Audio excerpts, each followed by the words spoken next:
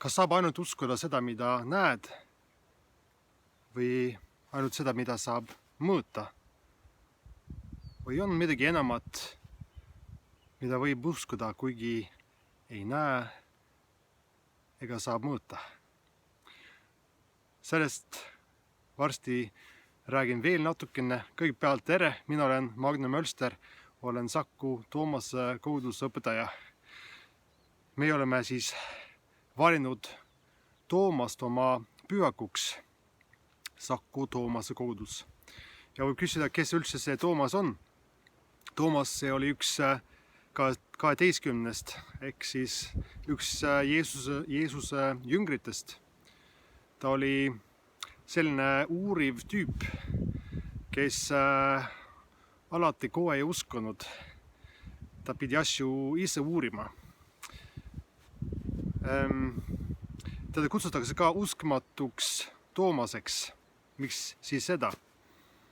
Ja miks me siis oleme teda valinud kui koguduse pühak? Kindlasti mitte sellepärast, et teda kutsuti uskmatuks. Ta sai ju usklikuks. Aga see lugu, kuidas ta sellise nime sai, see on just selle pühapäevaga, esimese pühapäevaga peale ülestõusmispüha, selle pühapäevaga seotud. Nimelt ülestõusmispäeva õhtul olid jüngrid kõik koos ühes toas, uksed oli lukus. Ja kui ma ütlen kõik koos, siis ei ole päris tõde, sest juba Juudas ei olnud seal ja ka jünger Toomas oli puudu.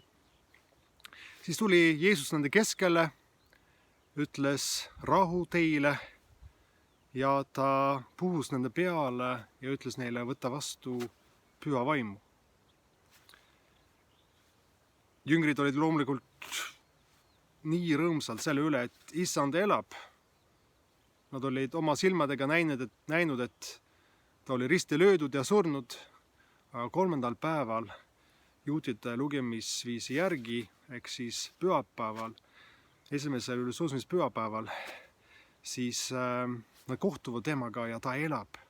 Nad on nii rõõmsad, nad lähevad inimestele seda rääkima, ka Toomasele nad ütlevad, kui nad temaga nädala sees kohtuvad, nad ütlevad, et meie oleme näinud issandat. Toomas aga,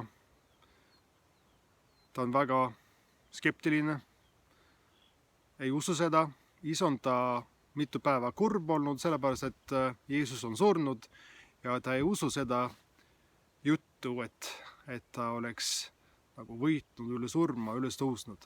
Ta ütleb oma kaasjüngritele, et kui ma ei näe tema kätte sees naelajälgi ning ei pista oma sõrme naelta asemisse ega oma kätt tema külje sisse, ei usu ma mitte.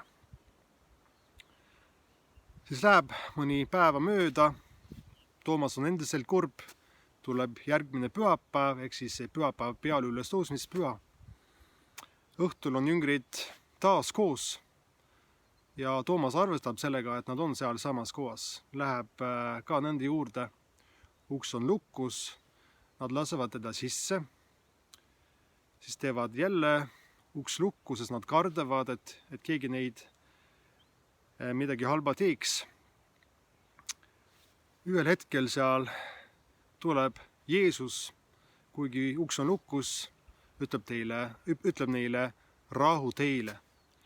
Siis ta pöördub oma pilku selle kahtleja või uskmatu Toomase peale, ütleb talle, pane oma sõrm siia ja vaata minu käsi ning pane oma käsi ja pista mu külje sisse ning ära ole uskmatu, vaid usklik.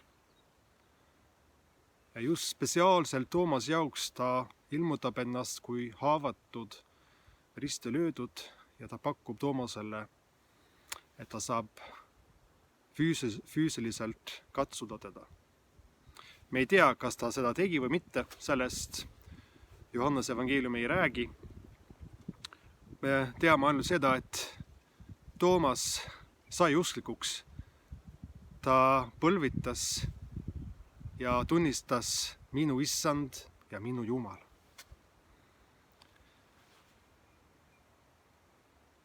Kas saame ainult uskuda seda, mida näeme, mida saab mõõta, või on midagi enamat olemas?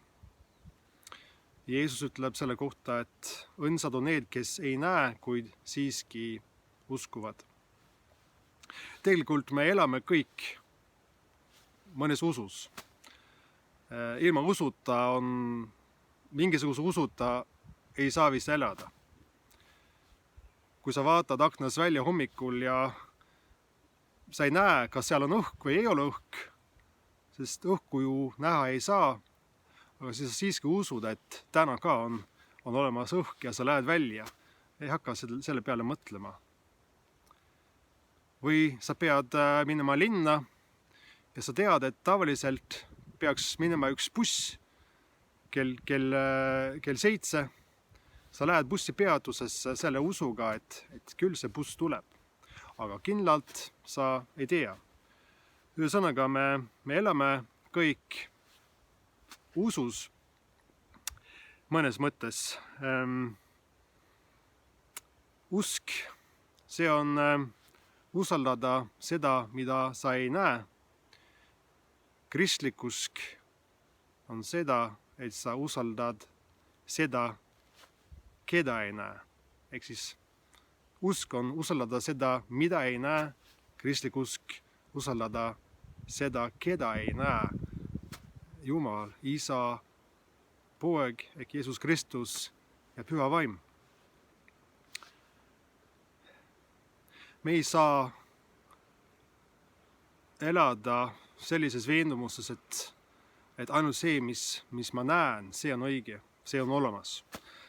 Üks huvitav lugu on see, kuidas see kosmonaut Gagarin, ta käis ümber maakera, nagu kindlasti teate, tuli tagasi ja lugu räägib seda, et ta oli öelnud, et käisin küll maailmaruumis, aga ei näinud Jumalat seal.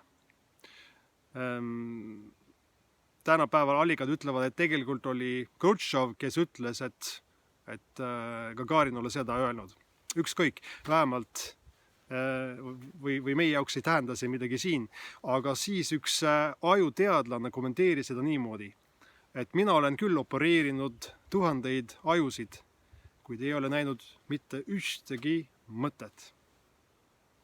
Kas mõtted on olemas? On. Kuidagi saab ajuimpulsse ka mõõta, aga mõtteid ise ei saa mõõta ega näe, aga on olemas.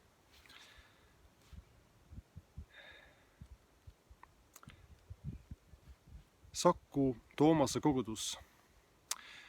Me valisime endale sellise nime, sellepärast, et kuigi õndsad on need, kes ei näe, siis on meil hea kogeda, et issand on olemas, et tema rahu on olemas, et tema rõõm ja ülestõusmine elab meis, inimestes.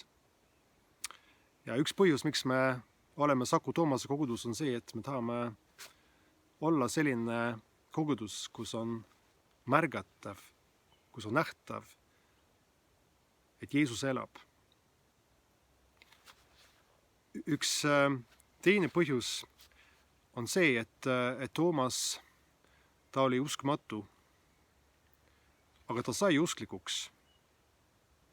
Me tahame olla selline kogudus, mis on avatud ka nendele, kes ei usu või kes kahtlevad.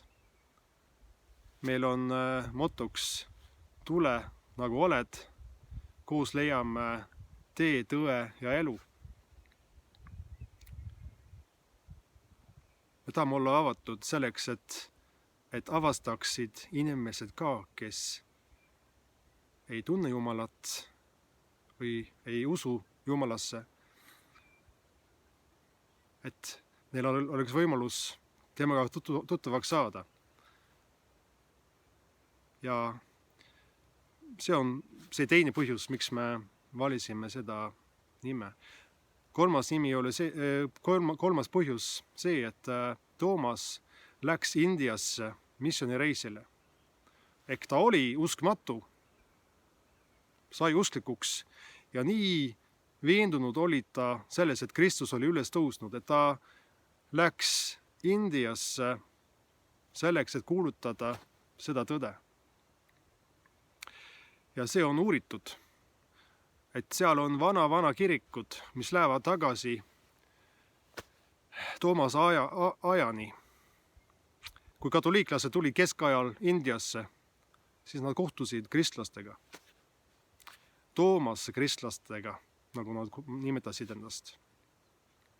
Ja just nagu Toomas oli valmis minna kaugele selleks, et kuulutada seda head sõnumit, mis neil oli. Jagada seda rõõmu, seda rahu, seda elu, mis ta oli saanud. Samamoodi soovime ka meie väikses Saku Toomase koguduses piltlikult öeldes olla valmis minna kaugele selleks, et seda rõõmu jagada. Jääme palvesse. Hea Jumal, me täname sind usu eest. Aga sa näed, issand, et ka suurem usuja saab kahelda. Ja mõnikord käitume, nagu oleksime uskmatud. Aga issand, kui on meiega nii, siis kinnita meie usku. Saada meile oma rahu, oma püha vaimu. Nii et me saaksime uskuda ja tunnistada sinu nime, meie issand, meie Jumal. Aamen. Issand, õnnistagu sind ja hoidku sind. Issand, lasku oma pale paista sinu peale ja olgu sulle armuline. Issand, tõsku oma pale sinu üle ja andku sulle oma rahu, isa, poja ja püha vaimu nimel. Aamen. Jumala rahu sulle.